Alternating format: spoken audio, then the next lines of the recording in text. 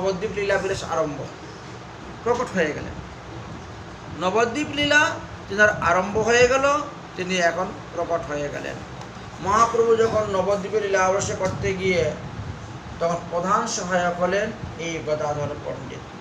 ব্রজের রাধাকৃষ্ণ এবার গৌর গদাধর রূপে গঙ্গার তটে বিহার করতে শুরু করলেন। গঙ্গার তটে বিহার করতে শুরু করেছেন। ব্রজের গোপ সখাগণ আজ কীর্তন সহচর রূপে মহাপ্রভুর সঙ্গে বিহার করছেন। একদিন মহাপ্রভু নগর ভ্রমণ করতে বেরিয়েছেন, সঙ্গে গদাধরকে নিয়ে বেরিয়েছেন। চলো আজকে আমরা নগর ভ্রমণ করব। নগর ভ্রমণ করতে করতে গঙ্গার তটে এসে উপস্থিত হয়েছেন এবং উপবনে এসে বসেছেন।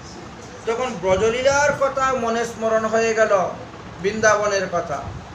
মুকুন্দ দত্ত তখন মধুর সুরে পূর্বরাগ গাইতে শুরু করেছেন, আর গদাধর পণ্ডিত মহাপ্রভুর সঙ্গে অবস্থান করতেছেন। সেই বনের শোভা দর্শন করে মনে হয়েছে যে বৃন্দাবন। গদাধর পণ্ডিত পুষ্প চয়ন করতে গেলেন, নিজের হাতে মালা গেঁথে মহাপ্রভুর কণ্ঠে পরিয়ে দিলেন। যেভাবে পূর্বে শ্রীধাম বৃন্দাবনে স্বয়ং রাধারানী শ্রীকৃষ্ণকে মালা পরাতেন, সাজাতেন, ঠিক তেমনিভাবে গদাধরও মহাপ্রভুকে সাজাতেন। কেউ বা মধুর সুরে গীত গাইতে লাগলেন, কেউ বা মধুর ছন্দে নৃত্য করতে লাগলেন। শ্রীবাস পণ্ডিতের পুষ্প উদ্যানটা এইভাবে আনন্দে মুখরিত হয়ে উঠল।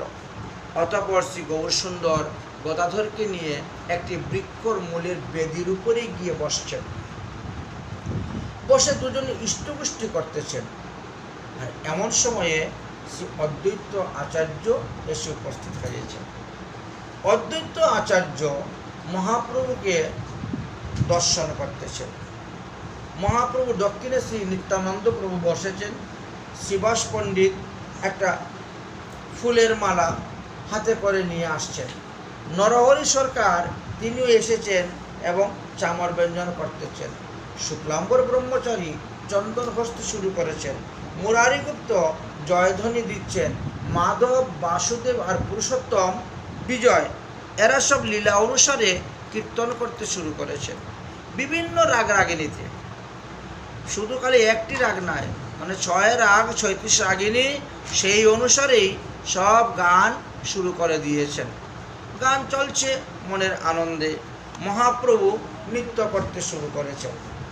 এইভাবে মহাপ্রভু নবদ্বীপে যত লীলা করেছিলেন সমস্ত লীলাতেই গদাধর পণ্ডিত ছিলেন।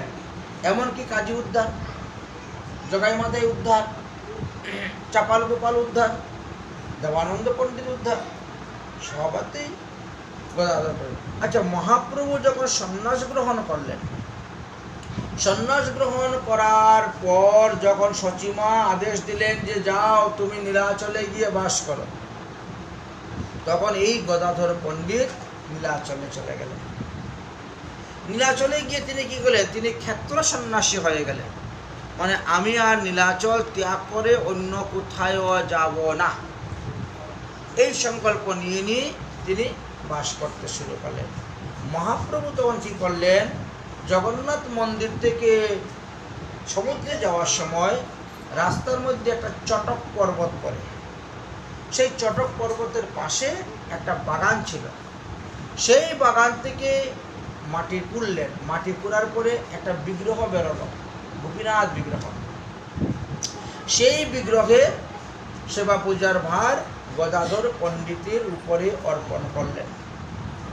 গদাধর পণ্ডিত সেই বিগ্রহের সেবা পূজা করতে শুরু করলেন। মহাপ্রভু প্রতিদিন সেখানে যেতেন, বসে গদাধরের মুখ থেকে শ্রীমদ্ ভাগবত অধ্যয়ন শ্রবণ করতেন। গদাধর যখন মধ্যাহ্নকালে ভোগ লাগাতেন, মহাপ্রভু গিয়ে সেখানেও প্রসাদ পেতেন। জগন্নাথ মন্দিরে কখনো প্রসাদ পেতেন, অন্যান্য ভক্তের বাড়ি পেতেন, আবার গদাধর পণ্ডিতের এখানেও প্রায় সময়ই প্রসাদ পেতেন। এইভাবে গদাধর পণ্ডিত বহুদিন অবস্থান করছেন। মহাপ্রভু যখন শ্রীধাম বৃন্দাবনে যাওয়ার জন্য রওনা হলেন, তখন গদাধর পণ্ডিত তিনি বললেন তাহলে আমিও আপনার সঙ্গে বৃন্দাবনে যাব। কিন্তু মহাপ্রভু বললেন না, তুমি ক্ষেত্র সন্ন্যাসী, তুমি এই শ্রীক্ষেত্র ত্যাগ করে যেতে পারবে না। তোমার এই গোপীনাথের সেবা কে করবে? অতএব তুমি গোপীনাথের সেবা ত্যাগ করে বৃন্দাবনে যেও না, তুমি থাকো বৃন্দাবনে এখানে। আচ্ছা, অনেক দুঃখ কষ্টে গদাধর পণ্ডিত থাকলেন, কিন্তু সেই বছর মহাপ্রভুরও বৃন্দাবন আসা হলো না। মহাপ্রভু কানাই নাটশালা পর্যন্ত এসেছিলেন, তারপরে রাস্তা বন্ধ, তিনার দ্বারা আর হলো না। মহাপ্রভু যখন ফিরে গেলেন, ফিরে যাওয়ার পরে বলছেন, গদাধর তোমাকে নিয়ে যাই নাই বলে ভগবান আমাকে কৃপা করলেন না, আমারও বৃন্দাবনে যাওয়া হলো না। গৌরমণ্ডল পর্যন্ত গিয়েছিলাম, কানাই নাটশালা পর্যন্ত ভ্রমণ করেছিলাম, আর সেখান থেকে পুনরায় ফিরে চলে এসেছি।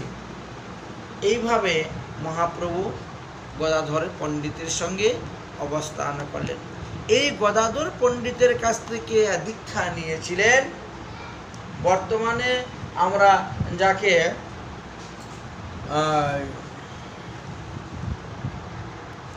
বল্লভাচার্য সম্প্রদায় বলে থাকি। বর্তমানে যাকে আমরা বল্লভাচার্য সম্প্রদায় বলে জানি, সেই বল্লভাচার্য সম্প্রদায়ের যিনি আচার্য, যিনি প্রতিষ্ঠিতা, তিনি গদাধর পণ্ডিতের কাছ থেকে দীক্ষা গ্রহণ করেছিলেন। বর্তমানে আমাদের রাধারানীর মন্দিরের যে পূজারী বর্ষানা, বৃন্দাবনে বর্ষানা যে রাধারানী মন্দিরের পূজারী, এরাও গদাধর পণ্ডিতের শিষ্য। গদাধর পণ্ডিতের পরিবার অনুসারী তাদের, এই জন্য তাদের তিলকও গদাধর পণ্ডিত। গদাধর পণ্ডিতের তিলক ছিল নূপুর তিলকের মতো, হ্যাঁ, সেইভাবেই তিলক রচনা করিতেন। গদাধর পণ্ডিতের শ্রীমদ্ ভাগবত পাঠ বড় মধুর সুরে তিনি পাঠ করতেন। গদাধর পণ্ডিত প্রভু আগে বসি, পরে ভাগবত সুধা ভালে রাশি রাশি। ভক্তিরত্নাকর গ্রন্থেতে বড় সুন্দরভাবে গদাধর পণ্ডিতের জীবনী কথা আলোচনা করা আছে। গদাধর পণ্ডিত খুব ভক্তির সহিত প্রেমের সহিতই ভজন করতেন। একবার কি হয়েছিল, গদাধর পণ্ডিত মহাপ্রভুকে গিয়ে বলছেন, প্রভু আগে যখন আমি গুরুদেবের দেওয়া বীজ মন্ত্র জপ করতাম,